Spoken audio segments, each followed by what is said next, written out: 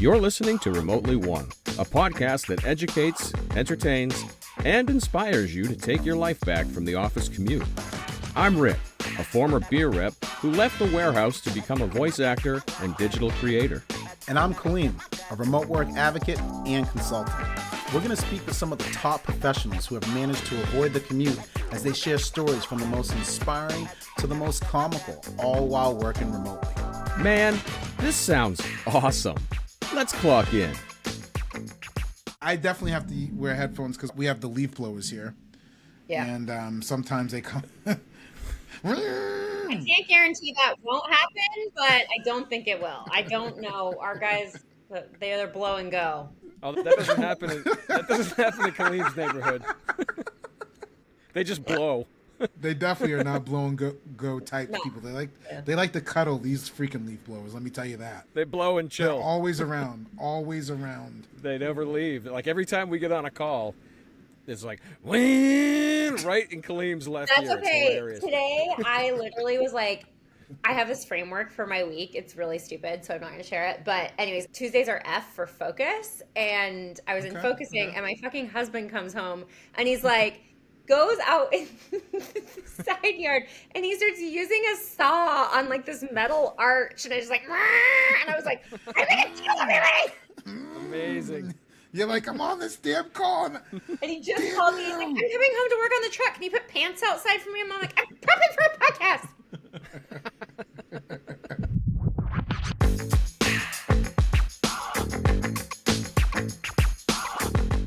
Welcome back to Remotely One. I am your host, Rick. He is also your host, Kaleem. What's up, man? Oh, another guest today, and nervous again. Are you nervous again? I can tell by looking at you that you're nervous again. Yeah. You're perspiring, dude. You got to get that Arid Extra Dry going. You're perspiring. She's decked out. She's got new digs now, new name. I'm just nervous. I'm nervous. It's okay. It's all good. It's all good. We'll get there, won't we? Hey, listeners, since you know how to find us now, do us a huge favor. Go to ratethispodcast.com/remotely one and just leave us a review. Not a big deal, not a huge ask. If you could do that, we'd appreciate it. Again, ratethispodcast.com/remotely one. Since 2015, Remotely One is one of the largest communities of remote work professionals with over 2,800 Slack members and 4,000 email subscribers. Holy shit, dude. That's a good number. We love it. I love Let's get it, to man. 5. Let's get to 5,000. Let's go. Hey, it's free to join. Why not, right? Go check it out at remotely1.com.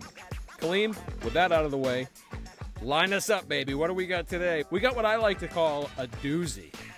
A real doozy. Sure enough, doozy means big deal dude up in the north. For some of you who don't know what it means. Yeah. Big deal dude, big deal. Yeah. So our guests today, they are a University of Oregon graduate. Go Mighty Ducks. Go Ducks. Quack, quack, Quack, quack, quack,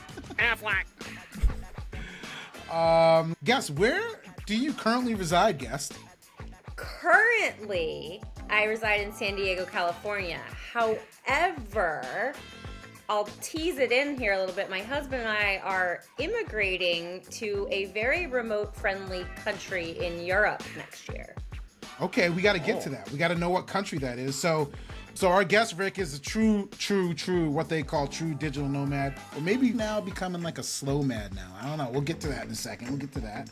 Our guest is oddly obsessed with dogs. Doesn't just love dogs, Rick. Obsessed. Is there any other kind? I mean, how far beyond obsessed does this go? Thank you, Rick. A teeter is a little weird, but... So much, sir, that when our guest was 9, okay, when she was 9, her parents wouldn't let her get a dog, so she once acted like a dog for 4 months. What? Yeah. Huh?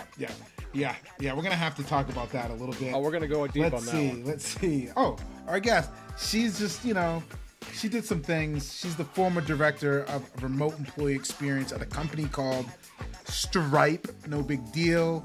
She's been featured in The Economist, Impact, Remote.com, Gusto, Collective Work in the Place, sorry. We Work Remotely. She is an author. She's a top 50 future of work thought leader and speaker. She is the founder and lead consultant and remote work designer at, check this out, Shift with Darcy Marie. Listeners and viewers, please give a warm welcome to Darcy Marie Mayfield. Let's go! Let's go! Let's go! Darcy Marie Mayfield! Let's go! What a warm welcome. I have to know, Darcy, did the dog bit come into play at all in any of these work roles? Did you apply as a dog for any of these, or was that just when you were a kid? Oh, okay. I didn't apply as a dog. However, my dog does travel with me often, and at one of our remote company offsites, it became a tradition for people to have a competition with who would get to have my dog in their room in the evening. So it was like, oh my gosh, my dog's a golden retriever and her name is Blanche. And another fun fact about her and my obsession with dogs is that she used to be a seeing eye dog, and she got kicked out of the program. They call it career change, because she was stealing knitwear from the visually impaired, specifically socks. Yeah. Interesting. So now she's a lady of leisure. Of course. Yeah. You wouldn't have it any other way. No. She's a lady of leisure. She's a lady of leisure now. Yeah, she's like laying on the couch with one foot off right now. Like, paint me like one of your French girls. Because she got kicked out. She got kicked out for stealing socks.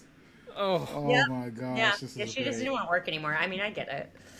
My roommates, I'll never forgive them, but they once in college grabbed a stray dog and locked it in my bedroom at night. And I couldn't get, and they turned the light out so I could hear, all I could hear in the bedroom was roar, and this dog was just ruffling and drooling and slobbering all over my stuff. And I couldn't get to the door, and I was just, letting out pee. The dog was letting out pee. It was a horrible experience for all of us. Oh, your friends are assholes, dude. Yes, Wow. they are big assholes. I hate that. Oh, my man, gosh, I'm that's sorry. torture. That's awful. Yeah, it was torture for both of us. Oh, man. So, Darcy, first of all, thanks for coming on the show. Thank We're you. so glad to have you.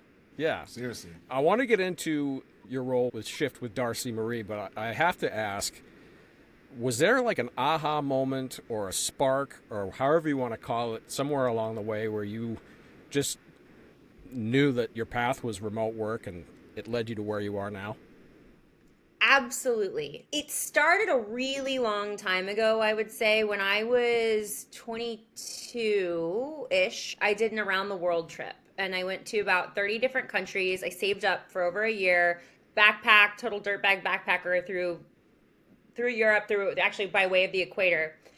And the one thing that I love doing is traveling and having that autonomy and being in different cultures and meeting different people. And at the time, the world just wasn't set up kind of from an internet and technologies perspective to be able to offer remote work at the level we see it today. And so for me, I ended up just knowing that was something I wanted to do, but didn't know how I was going to be able to do it. And I ended up working for Airbnb for 4 years, which was an amazing experience. I was able to travel a lot, but I always needed to be in the office at the time. And again, huge kudos to Airbnb for now letting employees work from anywhere. Like, that's huge. It just wasn't the case at the time I was there. And what year roughly is this, just to give us some context? Yeah, I was there about 2013 to 2017. Wow. So this is, 10 years ago. This is 10 years pre-pandemic. Pre-pandemic. So I ended up leaving the company, and I moved to the mountains to just kind of get some headspace and just say, what do I want to do next? I've learned so much. This was an amazing experience. And it was that moment I started to get really bored, and I started to feel like I didn't have a lot of purpose. I wasn't connecting with a lot of people in the resort community I was in. It was kind of a ski bum spot, which is fine. I've been a ski bum. That's great. It just wasn't the time in my life that I wanted to ski all day. I wanted like some deep intellectual kind of stimulation. And I realized the one thing that was missing was solving hard problems with really smart people. Like, that was the one thing that I was just like, I want to do that. And why is that location dependent? Like, I started to ask myself that question. And that's when I started. It was late 2017, and I started looking online. I was like, there's got to be a company out there that's solving a hard problem with smart people, not dependent on location. And I found it. And I found a company called TaxJar, and it was sales tax, hard problem. Hired a lot of smart people around the world to solve it. And we shared that value of like, look, this problem really sucks. Let's solve it in a way that is tangible, but also gives us our lives back. And that was the moment I was like, this is it. Like, this is what I want to do for the rest of my life. So you pursued TaxJar because it was remote? Absolutely. Okay. Yeah, not only remote, but it held the value of how powerful remote could be, not only from a product perspective, but from a life perspective. Yeah. Amazing. So at TaxJar, how did you kind of transition or find your place in, because your titles are unbelievable. I love them. I mean, like, Director of Remote Employee Experience at Stripe. That's a dream job for so many people. It's like what we talk about all the time. Can you talk a little bit about like what you learned specifically at Airbnb? Like what were some of the challenges that you were overcoming while you were at Airbnb before you made the jump to TaxJar? Like what did you bring with you in knowledge? What were those early challenges in those 2013 to 16 years? Yeah, great question. So obviously Airbnb really cares about, you can tell about belonging anywhere. It's their mission about experience design, right? And when I was at Airbnb, I was able to travel to a lot of different offices, experience a lot of different cultures. And then in my later years there, I actually worked on the experiences platform in and of itself. So if you're familiar with that, if you go to the Airbnb website, you'll see a line of business that's not a home, so you don't have to stay somewhere. It's an experience. So it's a local host that may be able to give you an experience that you wouldn't be able to have otherwise. So for example, sushi tasting in Japan, or maybe in San Diego where I live, it would be a local surfer taking you out on his boat to a certain wave or whatever it might be. Something that you wouldn't be able to necessarily access as just like a daily traveler as a tourist. Okay. And I helped work to build that program. And I'll give an example of kind of what I brought with me. So I was in Cuba on an experience, testing it out when the program was in beta to, help. Oh, damn. Right. Let me test out the experience. Yeah, I know. It was a tough job, right? So I got experiences. We had to figure out, what was working, what wasn't. How did we need to coach hosts? How do we need to coach guests? Like, what is this going to look like when we release it to the public? And I was in Cuba, and Fidel Castro died when I was on an experience. Whoa. Yeah. Okay. Kind of a altering kind of a big experience. Deal. Right? Yeah. So Havana shuts down, Cuba shuts down, the experiences can't go on. But we already have a relationship with our host, and there's 10 different people from 10 different countries that speak 10 different languages, and there's one host in a country that all of these 10 people don't know, and this person does, and we all speak different languages. And what is that person supposed to do in a moment like this? And so we figured it out. The host was amazing. We ended up writing the workflow of what to do in those types of situations. But it was really through that experience that I started to think, when you have a remote company, you are having tens or hundreds or thousands of people who are all from different backgrounds, all from different cultures, all from different languages, and they're coming to experience one thing. And that is work. That is your environment. That's the environment that you choose to create, you choose to lead, right? And that's when I got really fascinated with experience design and what is the experience of belonging in a remote workplace. And I think remote for me, when I joined TaxJar, it almost gave, and this is my own interpretation, like it almost gave me, and I think a lot of other people, the permission to do things differently. The permission to say, hey, why did we do things like this in the office? Or why did we structure our org chart like this? Or why did we use these certain titles? Like, why are we continuing to just repeat the patterns that we've done in the office when maybe they didn't work for us? And that's really what I think I brought, was the experience design lens, and also like a pretty deep cultural knowledge of how a lot of different people operate, but what their shared values are and how to design experiences around shared values, but also the permission to just say, well, maybe it sucked in the office and maybe we shouldn't do it that way. Well, you raise a really valid point, which brings me to my next question. we're talking about the employee experience, but why do you feel so many managers are pushing so hard against remote work, trying to bring people back in as fast as possible? They're not really embracing the experience. They just want asses in seats, right? Yes. I mean, that's a huge question. Of course. I was hoping maybe to just get your perspective on that, because that's what's really in the headlines right now, right? It's sensationalized. Remote work is over. Everybody's going back to work, and it's all just a bunch of fluff. It is. And I would say there's probably a few things behind that. But from a manager's perspective, I'd tell you because it's hard. Yeah.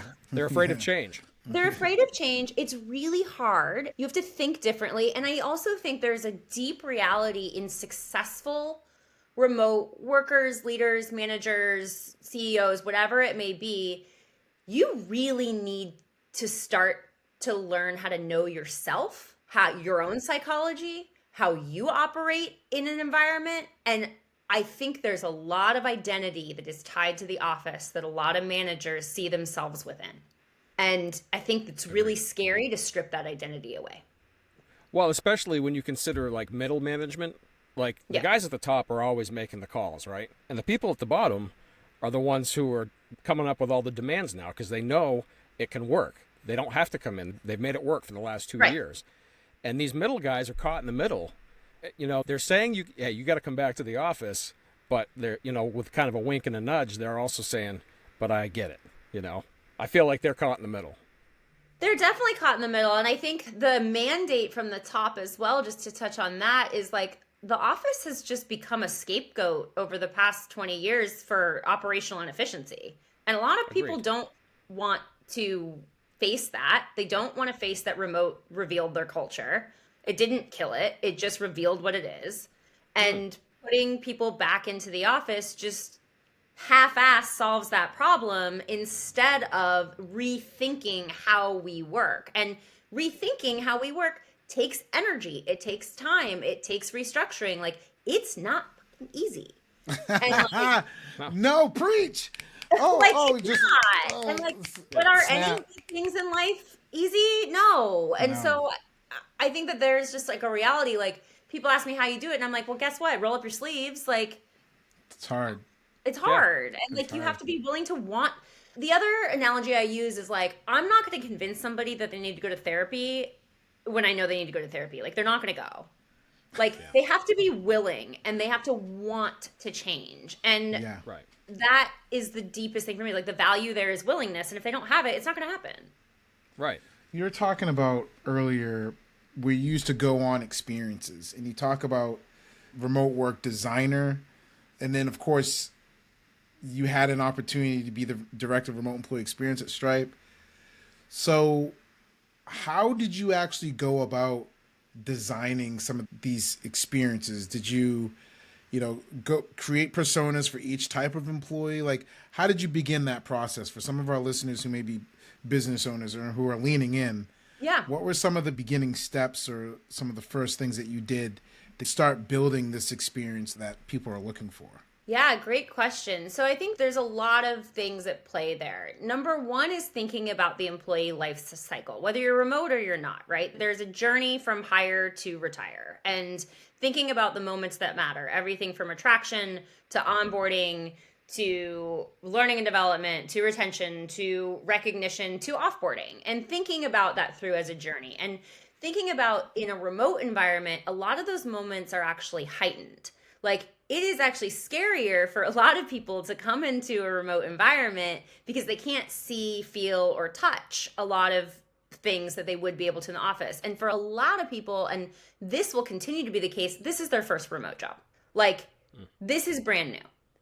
And I'm going to use a little example that will illustrate kind of what I did. Is I would meet with every single new employee and I would say, what are you scared about? What is scary about remote work to you? What are you excited about? Like, let's just get the data here. And the consistent thing was people didn't know where their swim lanes were. They didn't know if it was okay to go out for a bike ride in the middle of the day. I had a 40-year-old employee ask me what they needed to do if they had to go to the bathroom on Zoom. Wow. It's a big adjustment. It's a big adjustment for that person because they come from an environment that was very micromanaged. It was punch in, punch out. Like they didn't know any other experience. And so that moment for me was really early on for me. That moment for me was I have to design this experience in a way that makes the implicit explicit. I have to make sure that people feel the culture that we say that we have. And so a lot of that comes to, I don't design experiences for every individual employee. That's scalable. And plus, you're not going to make anybody happy. Like, that's a dead end road. I really looked at what were the company values, what was the company mission, and how did we want people to feel? And then taking those three things and starting to say, okay, now at these moments, this moment of attraction, this moment of onboarding, these moments, are we magnetizing the right people with our employer brand? Are we saying who we are? Are we giving all the realistic things of who we are, putting it out to the world and making sure we're capturing the people who want to be part of this culture and detracting the ones who don't, right? Starting there. And then onboarding. Are we making people feel like they understand the environment? Do they have space to ask questions? Do they have the time to integrate this new, wildly different for a lot of people, experience of work? And so again, not to go too long-winded here, but really thinking again about the hire to retire and just weaving through that culture that I deeply started to know and started to feel, and then making sure it was felt throughout the experience. So true. That's very insightful. I'm glad we're having this conversation because I checked out your LinkedIn profile and you said work doesn't have to suck. And that really, it struck a chord with me, right?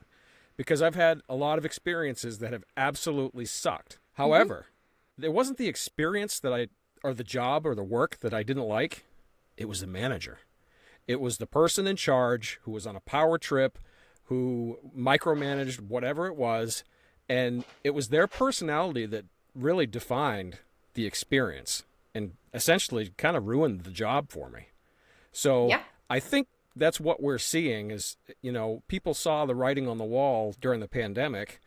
They realized that they didn't have to tolerate that anymore. They could do the same job, same dedication, same amount of productivity from home, and they put two and two together. And in my opinion, it's here to stay. I don't see us going back to office work. I mean, I know some jobs have to have it, but sure, it's just the way it is.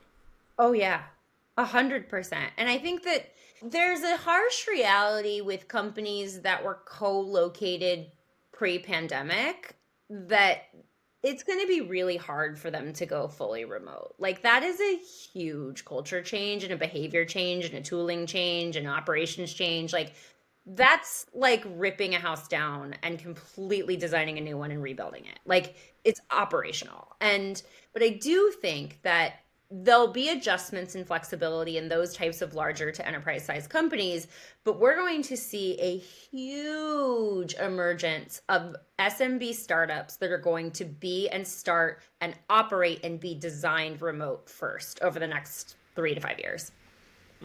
Yeah, it makes sense. A lot of new companies, when you're seeing a lot of the research, we had Dr. Bloom on the show recently, and a lot of the research is basically, or the headlines are all the big companies, but not really the startups or the small companies, because they're going to start nimble right off the bat, and then those smaller companies are going to eventually kind of mature, and they're not necessarily going to change the model. So over the next, you're right, 3 to 5 years, and maybe even like a little bit further out when some of these early startups are major companies, it'll be interesting to see kind of what the most common model is then. Especially if some of those smaller companies become the bigger companies. Right. 100% with the foundation of a remote first mindset, operations and values driven company. And I think I'm going to be fascinated. I just asked the economist at Gusto this morning via LinkedIn. They just released a report around that SMBs are really leading the way, small and medium-sized businesses in remote work. And I asked, that's great, but are you focusing and are we focusing on what happens when they're not SMBs anymore? How are they going to stabilize their culture? Because stabilizing a culture after 150 people starts to destabilize whether you're remote or not. And it's harder to stabilize it remotely. You have to do it incredibly intentionally. And so that's going to be something I'm really fascinated to see is what is that transition from a lot of these SMB to enterprises, and how are they going to stabilize the remote cultures? Wow. Yeah. Say I'm a leader or manager of a company or whatever, and I just can't wrap my mind around the employee experience. It's a foreign concept to me. Okay. And, because beforehand, up until last couple of years, those things might have been seen as like soft skills, for example. Sure. So Nice to haves. Yeah, right? Oh yeah, that'll be nice eventually. Yeah. So how would you explain to me, if I was this person, the importance of the employee experience? Yeah. Well, I would ask you to reflect on your own experience. I would ask you to look at yourself. And I would ask you to take tally of the worst work experiences you've had and the best work experiences you've had. Okay. I like that. Then I'd ask you to put on a proverbial lab coat. And I would say, as a manager of any remote team right now, you're a scientist and you're a designer. Like, the world is kind of in front of you, and you get to create it however you want. And obviously within bounds. And I think that putting on the permission to try, the permission to experiment, the permission to ask yourself, how have I experienced companies in the past? What are companies I would go back to? Who are managers I would go back to, and why? And I'm pretty sure if you looked at those experiences, the office has nothing to do with it. Wow. So in a way, you're just asking this person to paint a picture, and by them painting that picture helps them understand it. Yeah. Yeah. Because they've experienced it. They're kind of evaluating themselves at the same time. They're painting their own picture of themselves without knowing. Oh, Right, and goodness, Darcy Marie, I'm looking at... You're looking at the man in the mirror. God, I get to change his ways. Oh, my gosh. Don't get me started. Don't make me go all Michael on you. Well done. That was the rock starest answer ever. I'm stealing that trick because Yeah. so many times, Darcy, I try to find myself trying to throw stats up, Yeah. Because we know they love stats, everyone's about the bottom line, and it's going to cost you this much in disengagement. It's going to do this. It's much easier to just be like, just close your eyes real quick. Lean back. Lean back. What were two terrible experiences you've had, and what were two great ones? What made them different? Did they have anything to do with the office? Probably Right. not. Then what did they have to do with? Do more of that. Yeah, do more of that. Probably relationships. Oh, that's so good. So I got a question that I want to ask. It's a little different. So for all of our listeners and viewers who do not know, 2 years ago, I got a chance to finally meet you in person. That's 2 years ago at Running Remote. And we were putting together this little event called Relead. Shout out Relead. And I asked you, hey, Darcy, would you help me with this event? And you were like, yeah, hell yeah, Clem, I help. But we need to, check some things first because you can't be too careful with your personal brand. And that just hit me like a ton of bricks. I've never really heard, and I've really thought of myself as having a personal brand and it having value. You were the first person to be like, your brand has value, Clem. Make sure you're seeing, go through the checklist, make sure the event's okay. And we're going to get you at the next one, Darcy. We're going to get you. All right. We're going to get you at the next one. Can you just talk about where you think personal brand and remote work kind of intersect? And do you see those things going hand in hand as we're moving towards the future and a little bit more of a gig economy, more of a freelance economy, remote work economy? Can you talk a little bit about how that personal brand kind of impacts your career? Absolutely. I think there's a lot wrapped up in that, right? So personal brand, when you're attached to a company, is very different, and working remotely for a company is very different than personal brand when you're working for yourself remotely. Absolutely. I think that those two things are very, very, very different because you're representing, when you are employed, fully employed as a W-2 employee in the States, at least, with a company, you are representing that company. And so your personal brand, whatever it may be, does need to be in alignment with that company's employer brand and however they want to be perceived, because you are representing them. So I think that's my belief system, and that's been a lot of companies I've worked for and within the alignment that I've always sort of operated within. And personal brand working remotely, I mean, yeah, absolutely, from like not just a digital nomad perspective, but just from so many people just deciding they don't want to work a 9-to-5 anymore. They've changed their lives. They've remote work. They've been through a assimilation process. They've realized that their lives have changed for the better in a lot of ways, and that's integrated into their personal brand. And I think that we're going to see a lot more stories. I posted today a photo from my wedding saying that I'm literally married because of remote work. And that's me taking remote work from when I did work for a company that now has threaded through. I'm literally now married because I don't think I would be married if it wasn't for remote work. Like, there's no way I could have moved to where my husband he's not location dependent, but he's in film. So yeah, location dependent at times. And yeah. So, and that got a huge reaction. And so that's where I think these stories of remote work woven into personal brand are really going to start to hopefully change the headlines and change the script. And you're seeing it now with a lot of mothers in their personal brand that are saying, these headlines are bullshit. Like, you're telling me that remote work is better for you? Like, guess what? I think it's 80% of mothers and like caregivers say remote. Don't quote me on that stat. We'll have to look it up, but it's very high. It's high. It's high are saying, no, it works for us. And so I think that the more voices that are integrated into personal brand, the more people are going to see how much of difference it actually is making in people's lives. So hopefully that answers the question. Yeah. I wasn't even thinking of it from a reputation perspective or credibility perspective from remote work, but you're absolutely, I mean, that's fascinating because you're right. Like, being able to hear those stories, 100% critical moving forward, because, you know, the narrative is always on this one side. Yeah, I think that's the world we live in now, right? Everyone is connected. You're only a moment away from every single person on Earth. So everybody's talking now. And that's the big topic of, how do I set myself free? How do I get out of this rat race? And the stories. And that's why we created this podcast. We're working on this documentary. Like, we've got all these stories that want to be told, and we want to tell them. And that's what is driving this whole thing forward. It's amazing.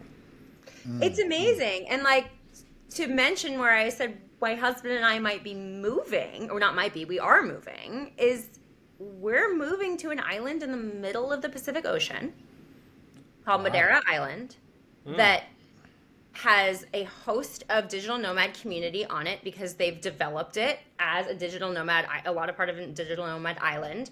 It has the same growing climate as San Diego. My husband's a gardener. Surf, biking, all the things we love to do. And there is no way we would be able to make this life transition if it weren't for remote work. That's absolutely amazing. Congratulations. That's so good to hear. That's great. I'm happy for you. I'm just psyched to hang out with you. Yeah. You're so inspirational. You're so inspirational. You know? And you got that phone. You got that telephone, right? You still got the phone with the carrot. Oh my God, but I mean, that's one thing people don't know. You can always find Darcy Marie Mayfield. Stop it. You changed it up to lips. It's not a carrot. It's lips. That's cute. How can you even hold it? That's great. She has the best cell phone cases, dude. The best. Amazing. So, Darcy, do us a favor, okay? Tell our audience, and us, of course, about something comical or inspiring that has happened to you somewhere along the way. While working remotely, of course. While working remotely. So, my first week working remotely as head of employee experience, I was in charge of using the company Amazon account to send out anniversary gifts and welcome gifts and all the things, right? Pretty easy to Naturally. send. Right. So I'm home on a Saturday and I'm just chilling, and I get on Amazon and I'm like, I want to watch Pitch Perfect. So I order Pitch Perfect, and I watch it 3 times. Wow. Big fan of this movie. Love it. And I realized that I ordered it on the company Amazon account. Oh, yes. Amazing. Honest mistake. Honest mistake. Honest mistake. I mean, both cards are loaded. Right. Honest mistake. Safari saved the login, you know. But anyways, it was just really funny to come in Monday or log in Monday, and my CEO was like, "So you really like acapella, huh?" I was like, "Oh no." What's your favorite scene from Pitch Perfect? I love the riff off. I love a riff off. I cannot sing. Like, I am so tone deaf, and so That was gonna be my next. That's gonna be my next question. Don't want me to sing. Can you sing that verse real quick? Can you sing that verse? No. But I'm enamored with people who can, and so I love that film. That is unbelievable. Darcy, I can't thank you enough for joining us. You've been a super sport. Before we split, where can our listeners find you? Yes, so you can find me on LinkedIn. That's the best place to connect with me. Feel free to send me a DM. You can also find me on my website at shiftwithdarcymarie.com. Under the community tab, I will have a newsletter coming out later this summer called Work Doesn't Have to Suck. So Yes, I love it. Such a great title. Yes. Definitely go and sign up. And my husband and I also have a YouTube channel of us moving to Madeira Island. So that's Mayfield, Madeira. Wow. Yeah. What's the handle on the YouTube channel? It's Mayfield's Move to Madeira. Awesome. Definitely going to check that out. Definitely going to follow you around. Yeah. Thank you so much, Darcy. Yes, it's thank been you. such a pleasure. Can't wait to hang out again. We will definitely hang out again. Come back anytime. Thank you so much. Congratulations on all your endeavors. Thanks. Cheers. Peace. You've been listening to Remotely One. Visit us at remotely1.com/podcast for upcoming episodes. Subscribe to our YouTube channel and download our episodes on your favorite podcast app. Hey, don't forget to clock out.